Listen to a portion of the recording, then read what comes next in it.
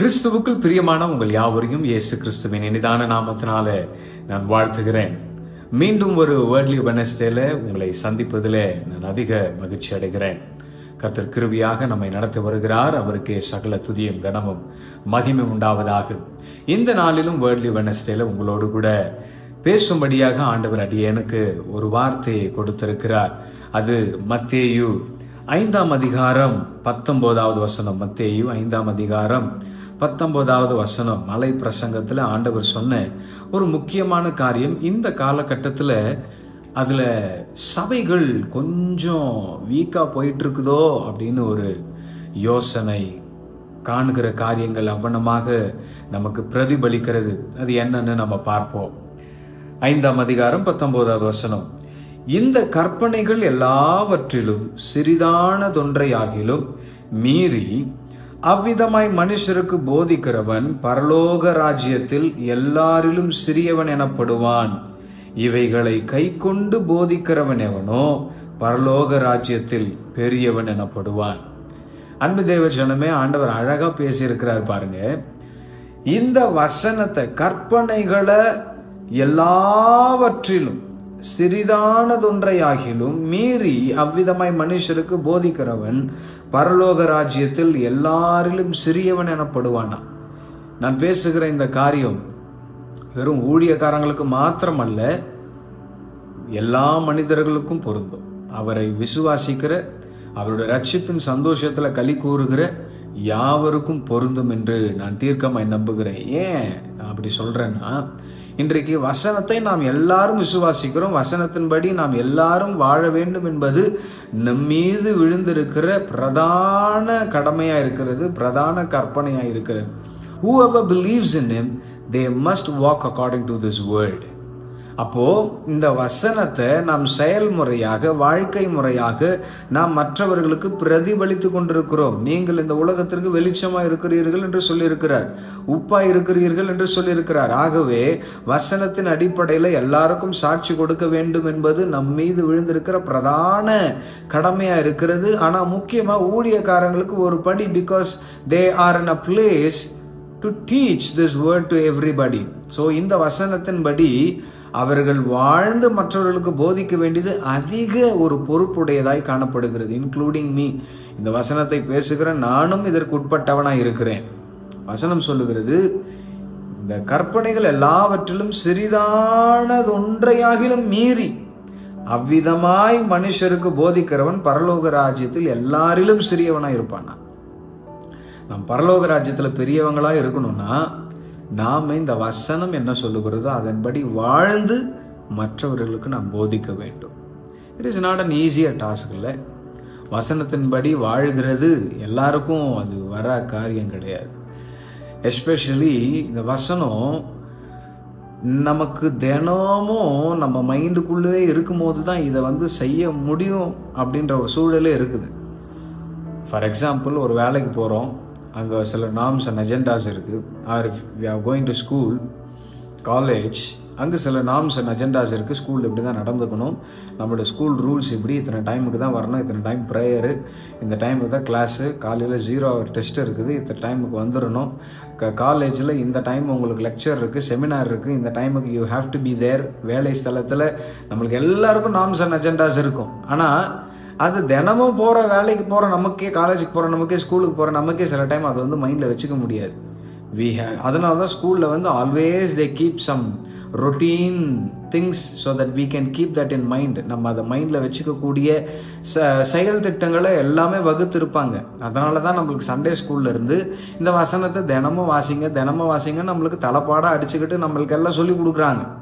ஆனால் இந்த வசனத்தை வாசிக்கிறது எவ்வளோ முக்கியமோ அதன்படியே, இதில் இருக்கிற வசனத்தின்படியே செஞ்சாதான் பரலோக ராஜ்யத்தில் நம்ம பெரியவங்களா இருக்க முடியுமா. முக்கியமாக போதிக்கிறவர்கள், இதில் இருக்கிற சிறிதானதொன்றையாகிலும் மீறி மற்றவர்களுக்கு அவ்விதமாய் போதிக்கிறவர்கள். நம்ம என்ன மீறி நடக்கிறோமோ அந்த மீறுதலை நியாயப்படுத்தி பேசுகிறவர்கள். இன்னைக்கு இருக்கிற பெரிய ஃபேக்டரே இதுதான். ஆரம்பத்தில் நான் சொன்னேன் இல்லையா, இன்னைக்கு சபை இப்படி போயிட்டு இருக்குதோ அப்படின்ற ஒரு நிலைமை இருக்குது. நிறைய நம்ம சோசியல் மீடியால பார்க்குறோம்.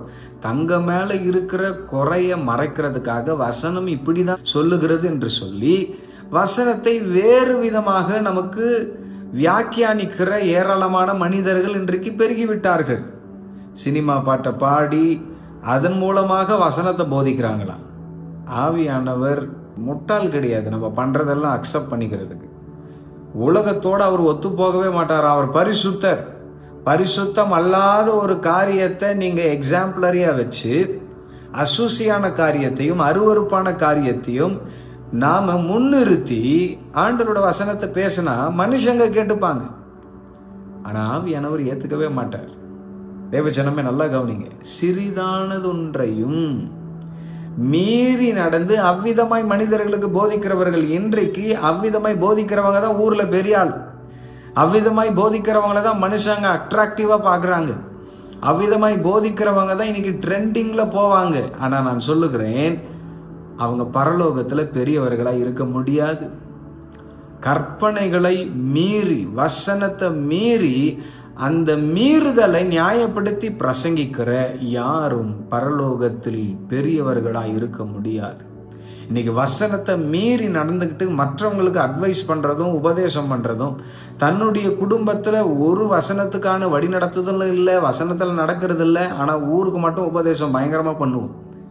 அது கணவனானாலும் சரி, மனைவியானாலும் சரி, வாலிபர்களானாலும் சரி, ஈவன் பாஸ்டர்ஸ் யாரானாலும் சரி, நாம வசனத்தை மீறி நடந்துட்டு மற்றவர்களுக்கு ஒரு காரியத்தை போதிப்போனா பரலோக ராஜ்யத்துல பெரியவங்களை இருக்கவே முடியாது. இங்க உங்களை புகழ்வாங்க, இங்க உங்களை போற்றுவாங்க. Because every mind is corrupted. Compromised வேர்ல்டுக்குள்ள இருக்கிறோம். நம்ம சபைகள் காம்ப்ரமைஸ் ஆகி ஏராளமான காரியத்தை நம்ம பண்ணிக்கிட்டு இருக்கிறோம். பாட்டுல காம்ப்ரமைஸ், வசனத்துல காம்ப்ரமைஸ், பிரசங்கத்துல காம்ப்ரமைஸ், சபையில காம்ப்ரமைஸ், ஸ்டேஜில் காம்ப்ரமைஸ், மியூசிக்ல காம்ப்ரமைஸ், எல்லாத்துலயும் காம்ப்ரமைஸ் ஆகிட்டு ஆவியானவருக்கு பிடிச்ச அதெல்லாம் மேட்டரே கிடையாது. மக்களுக்கு பிடிச்சிருக்குதா, ஜனங்களுக்கு பிடிச்சிருக்குதா, நமக்கு பிடிச்சிருக்குதா, நம்ம குரல் அழகா இருக்குதா, நம்ம வீடியோ நல்லா வருதா, கலர்ஃபுல்லா வருதா, எஃபெக்ட்ஃபுல்லா வருதா, அதை தான் பார்க்குறோமே தவிர நாம பரிசுத்த ஆவியானவருக்கு நம்முடைய செய்கைகள் பிரியமா இருக்கிறதா இல்லையா என்பதை சில வேளைகளிலே நாம் யோசிப்பதும் இல்லை, சிந்திப்பதும் இல்லை. எஜமானன் அவர் தான். நம்மை ஊழியம் செய்கிறதற்கு ஏதுவாக நம்மை நிறுத்தி இருக்கிறது அவர் தான். நம்மை வழிநடத்துகிறது அவர் தான். அவர் தான் எஜமானன். பரிசுத்த ஆவியானவர் தான் எஜமானன் சபைக்கு. ஆனா அவர் சொல்லுகிறபடி சில வேளைகளில் நாம் செய்கிறது இல்லை. பரலோகத்துல பெரியவனா இருக்கணும்னு சொல்லி தான் ஆண்டவர் நம்ம ஏற்படுத்தி இருக்கிறார்.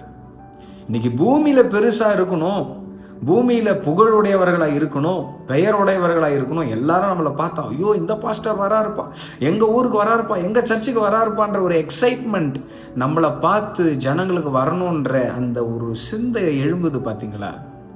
நான் சொல்லுகிறேன் தேவஜனமே, பரலோகத்துல நீங்க பெரியவர்களா இருக்கணும்னு தான் ஆண்டவர் விரும்புகிறார். பரலோகத்துல பெரிய ஆசீர்வாதங்களை அனுபவிக்கணும் தான் ஆண்டவர் நம்மை முன்குறித்து வேறு பிரித்து தம்முடைய மகிமுள்ள வார்த்தையை கொடுத்து அந்த வார்த்தையை வைத்து ஊழியம் செய்வதற்கு நம்மை ஏற்படுத்தி வைத்திருக்கிறார்.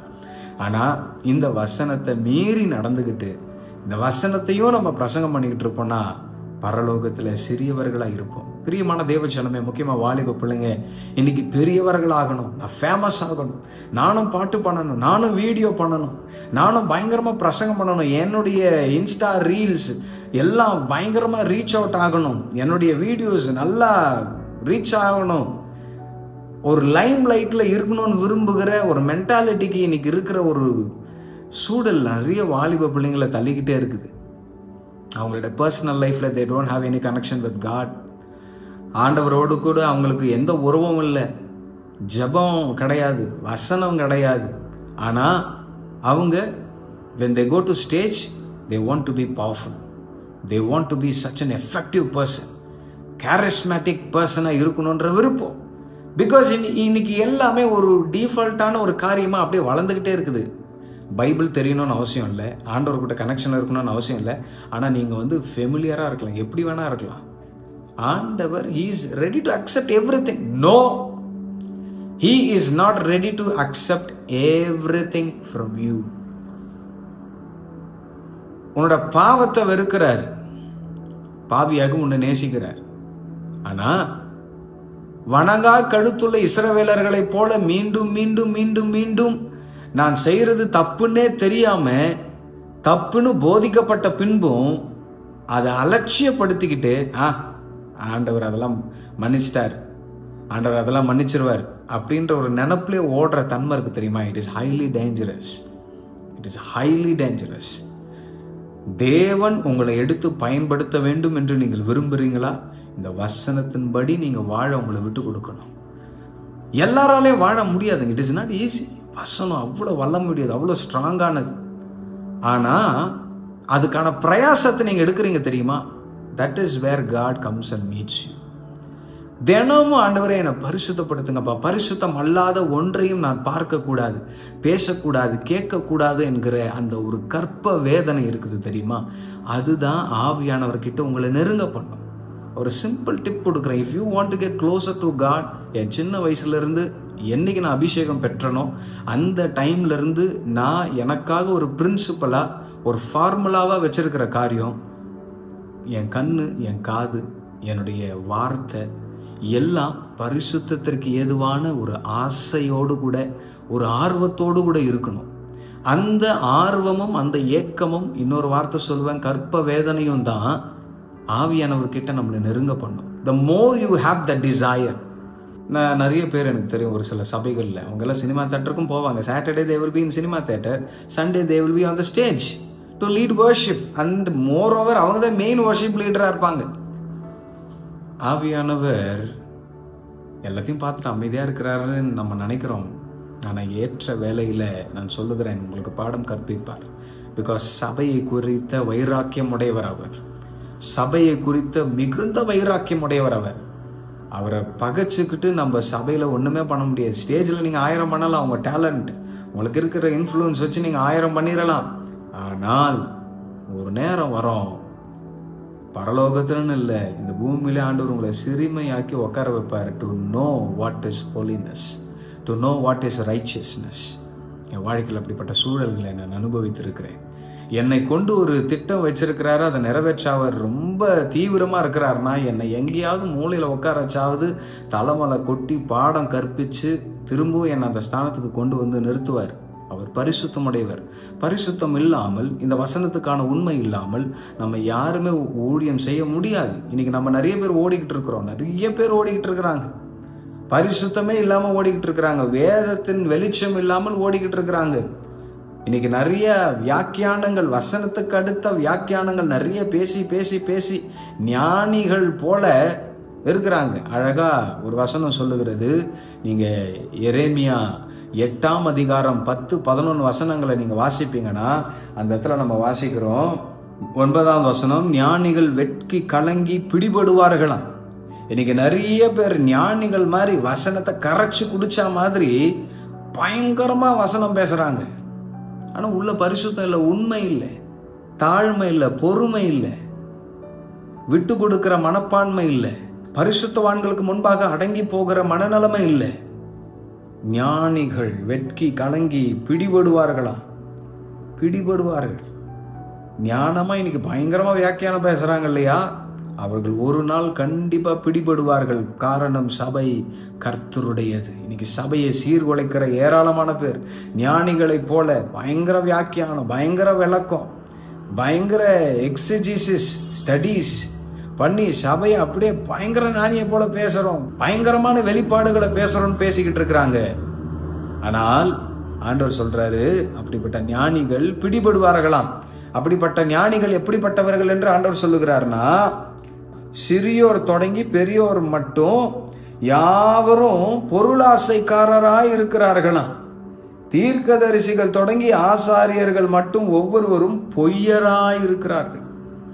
இன்னைக்கு பொருளாசை அதிகமாயிருச்சு. நீங்க வேணா பாருங்க, இப்படிப்பட்ட வியாக்கியானம் பேசுற எல்லாருமே பயங்கர பொருளாசை கடுத்த காரியங்களை பேசுவாங்க. இந்த கிரேஸ் பிரீச்சிங்கை பயங்கரமா பேசுவாங்க, பொருளாசை அடுத்த காரியங்களை பயங்கரமா பேசுவாங்க. தீர்க்கதரிசிகள் தொடங்கி ஆசாரியர்கள் மட்டும் பொய்யரா இருக்கிறார்கள். அவர்களுடைய வாழ்க்கை முறை ஒன்னா இருக்கும், அவங்களுடைய வீட்டில் அவங்க வாழ்கிற விதம் ஒன்னா இருக்கும், ஆனா பேசுகிற விதம் பார்த்தீங்கன்னா பயங்கர பரிசுத்தவான் மாதிரி பயங்கரமா ஆண்டவர்கிட்ட அப்படியே நெருங்கி இருக்கிறத போல பேசுவாங்க. ஆனா ஆண்டவருக்கும் அவங்களுக்கும் எந்த சம்பந்தமும் இருக்காது. உலகத்து கூட அவ்வளோ ஒட்டி இருப்பாங்க. உலக ஆசைகள், உலகத்துக்கு அடுத்த காரியங்களின் மீது அதிக ஐக்கியமடைவர்களாக இருப்பாங்க. ஆனா stage, when they go to stage, they will be so powerful. பேசுற பேச்சு என்ன, பாடுற பாட்டு என்ன, அந்த மாதிரி பயங்கரமா இருக்கும். அவங்களை குறித்து இன்னொன்னு சொல்றார் ஆண்டவர், சமாதானம் இல்லாதிருந்தும் சமாதானம் சமாதானம் என்று சொல்லி என் ஜனமாகிய குமாரத்தியின் காயங்களை மேற்பூச்சாய் குணமாக்குகிறார்கள். சமாதானமே இல்லைனாலும் சமாதானம் சமாதானம் என்று சொல்லுகிறார்கள். தேவ ஜனமே, நாம ஒரு ஜங்க்சர்ல இருக்கிறோம். அவரோட வருகை அதி சமீபமா இருக்கிறது. இங்க மிடில் ஈஸ்ட்ல நான் இப்ப இருக்கிறேன். இங்க இருக்கிற காரியங்களை கேள்விப்படும் பொழுது அவரோட வருகை அதி சமீபமாக நெருங்கி இருக்கிறதை உணர முடிகிறது. அவர் வேகம் வந்து கொண்டிருக்கிறார். இந்த காலகட்டத்தில் பாடுகளை குறித்தும் சகிப்புத்தன்மையை குறித்தும் பரிசுத்தத்தை குறித்தும் அவருடைய வருகை குறித்துமான அதிகமான வசனங்கள் கேட்கப்படுகிறதை பார்க்கிறோம், பிரசங்கிக்கப்படுகிறதை பார்க்கிறோம். ஆசீர்வாதம் ஆசீர்வாதம் ஆசீர்வாதம்னே, சமாதானம் சமாதானம் சமாதானமே பேசிக்கிட்டு இருக்கிற ஏராளமான பேர் இருக்கிறாங்க. ஒரு ஆபத்து நெருங்கி வருகிறது, ஒரு கேடு நெருங்கி வருகிறது. அந்த காலகட்டத்தில் நாம அலர்ட் பண்ணணும், எல்லாரையும் அந்த ஆபத்துக்கு ஏதுவாக ஆயத்தப்படுத்தணும். ஆனா இங்க எந்த ஆபத்தும் வராது. நான் இருக்கிறேன், என்னை நம்புங்க, என் வார்த்தையை நம்புங்க.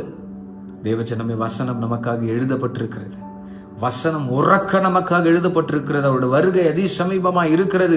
அவருடைய வருகையின் நாட்களில் எப்படிப்பட்ட இயற்கை சூழல்கள் உண்டாகும், ராஜ்யங்கள் எப்படி சண்டை கொள்ளும் என்று ஏராளமான காரியங்கள் ஆண்டவர் எழுதி வைத்திருக்கிறார். ஆனால் இந்த காலகட்டத்திலையும் பூவை போல எல்லாரையும் ட்ரீட் பண்ணி நம்ம பேசிக்கிட்டு இருப்போம்னா அந்த பூ ஒரு நாள் வாடி போயிட்டு ஒன்றுத்துக்குமே உதவாம போயிடும். நிறைய சபைகளில் நான் நிறைய சபைகளுக்கு கடந்து செல்லுகிற அனுபவம் உண்டு. தேவனுடைய கிருபையினால ஒரு சபைக்கு நான் போயிருந்தேன். என்னுடைய நண்பருடைய சபை அது. அவங்க அப்பா பிரசங்கம் பண்றாரு. அந்த சில சபைகளில் இந்த ஆரம்பத்தில் இந்த சிறு பிள்ளைங்க எழுந்து வசனம் சொல்லுவாங்க. அப்போ ஒரு பிள்ளை எழுந்து லைனாக வசனம் சொல்லிக்கிட்டே இருக்கிறாங்க. ஒரு 5th 6th படிக்கிற ஒரு பையன் எழுந்து வசனம் சொல்கிறான். அவன் கொஞ்சம் திக்கி அந்த வசனத்தை சொல்கிறான். இந்த பிள்ளை உக்காந்த உடனே அந்த பாஸ்டர் அவங்க அம்மாவை எழுந்துக்க சொன்னார். நான் எந்த ஊர் எந்த சபைலாம் சொல்ல மாட்டேன்.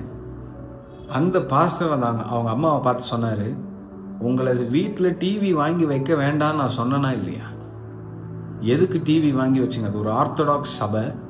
இந்த சபையில் இருக்கிற அந்த போதகர் சொல்லுகிறார், டிவியை வாங்கி வைக்க வேணாம்னு சொன்னால இவ்வளோ நாள் நல்லா வசனம் சொல்லிக்கிட்டு இருந்த பையன் இப்போ வசனம் ஒழுங்காக திக்கி சொல்கிறான். காரணம், எப்போ பாரு அவன் டிவியில் உட்காந்துக்கிட்டு இருக்கிறான்.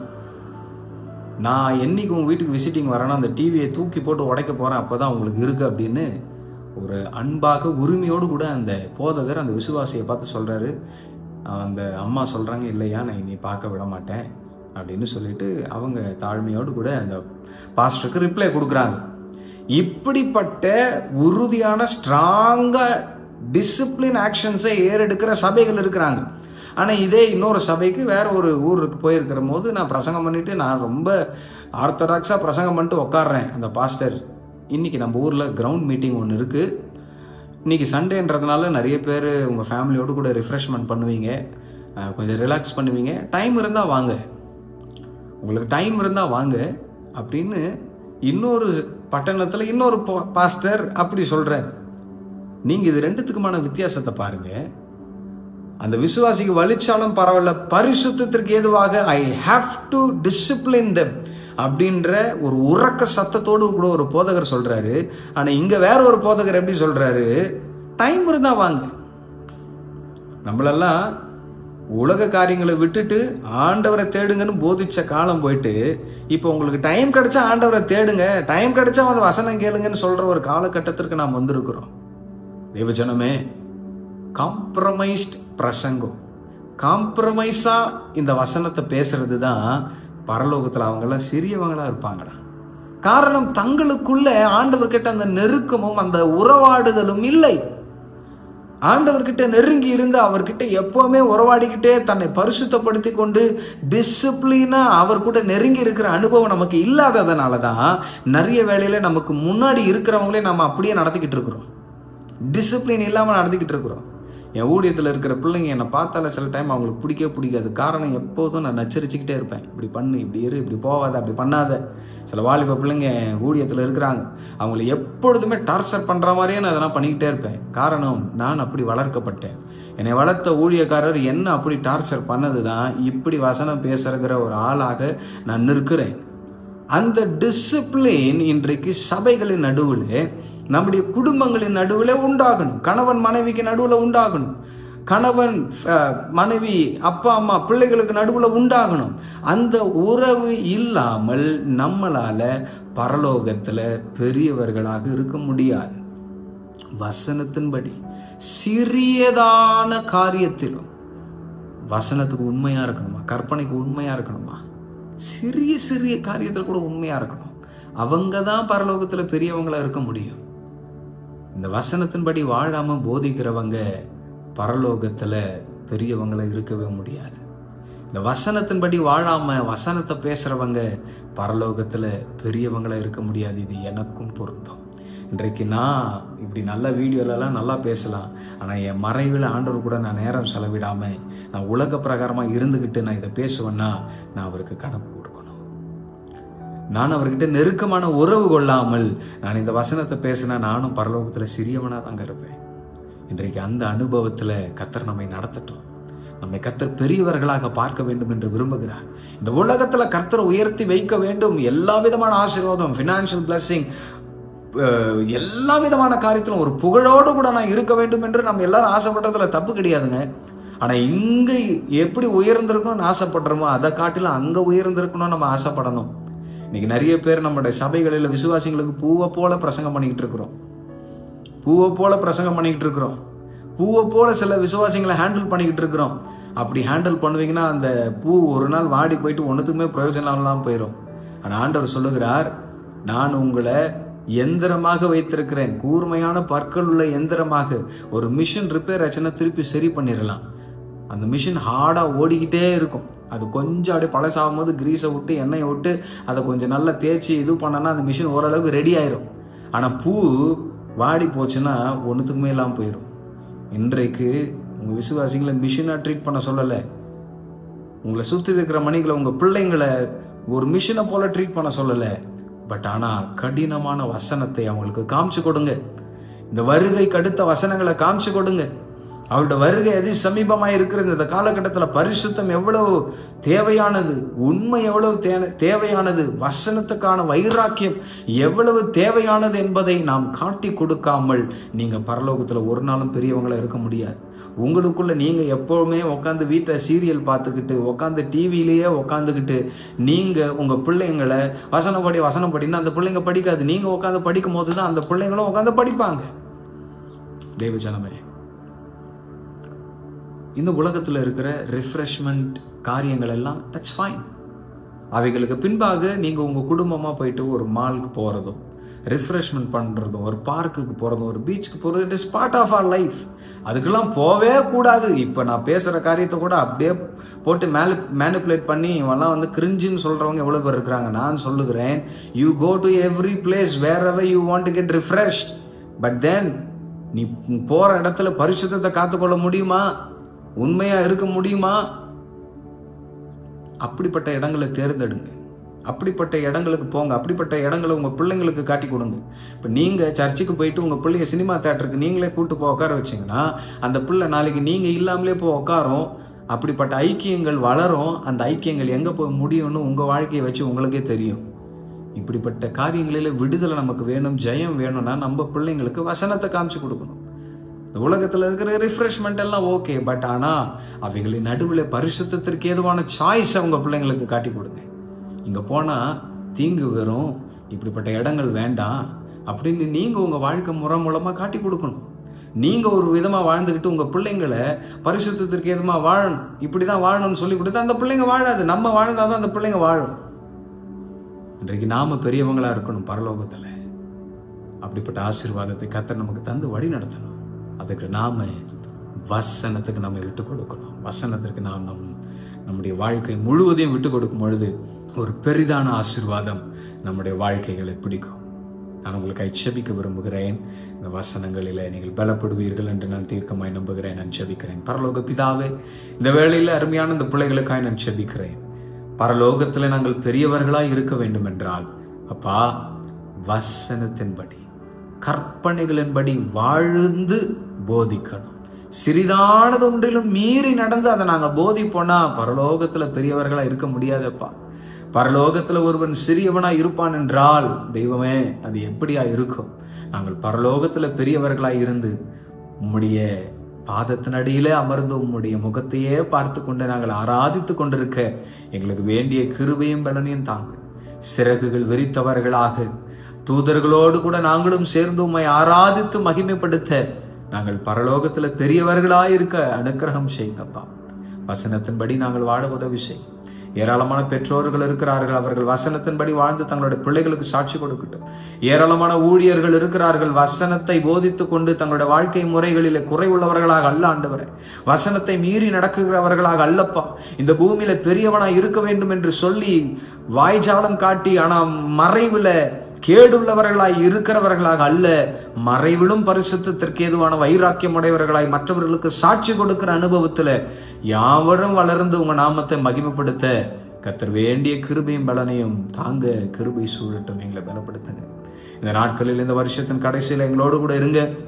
ஜெப நேரங்களை ஒழுங்கு செய்து உபவாசித்து உங்களுடைய சமூகத்துல காத்திருந்து புதிய வருடத்துல நாங்கள் கடந்து சென்று உங்களோட நாமத்தை மகிமைப்படுத்த கர்த்தர் வேண்டிய கிருபையும் பலனையும் தாங்க. நாமமே மகிமைப்படட்டும். நீரே உயர்ந்திருப்பீராக. துதிக்கான மகிமைகளை உமக்கு ஏறெடுக்கிறோம். ரட்சகர் மீட்பரும் ஆகிய ஐயன் இயேசுவின் மூலம் ஜெபம் கேளும் ஜீவனுள்ள நல்ல பிதாவே. ஆமென், ஆமென், ஆமென். கர்த்தர் இந்த வார்த்தைகளை கொண்டு உங்களை ஆசீர்வதித்திருப்பார் என்று நான் தீர்க்கமாய் நம்புகிறேன். அடுத்த வேர்ட்லி வெட்னஸ்டேல உங்களை சந்திக்கிறேன். Till then, stay tuned. God bless you.